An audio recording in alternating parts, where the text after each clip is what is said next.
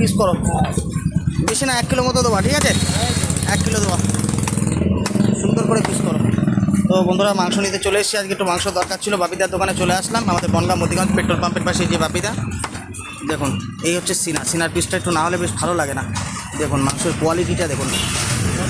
ও রসগোল্লা মানে মাথায় নষ্ট এইসব জিনিস খেলে বন্ধুরা।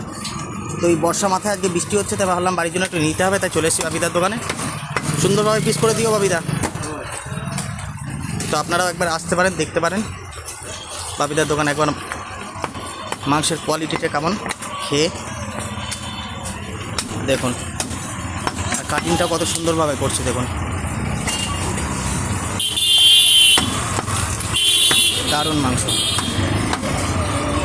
একদম জবা ফুলের মতো লাল। দেখুন জবা ফুলের মতো লাল, সুপার মাংস।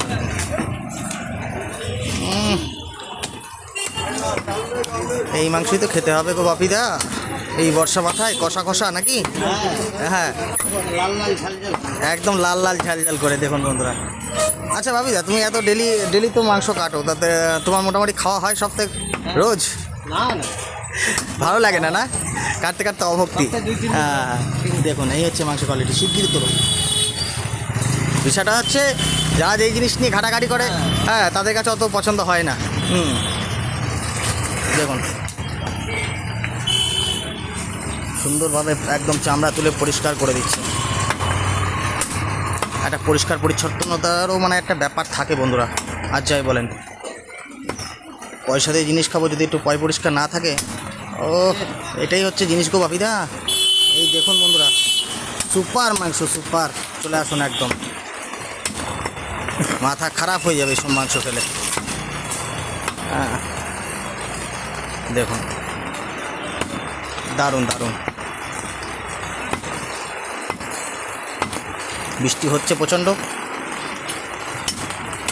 সকাল সকাল চলে আসলাম বাপিদার দোকানে। দেখুন ও একদম ঝাক্কাস। তোলো তোলো তোলো, দেখো 1 কিলো হলো কিনা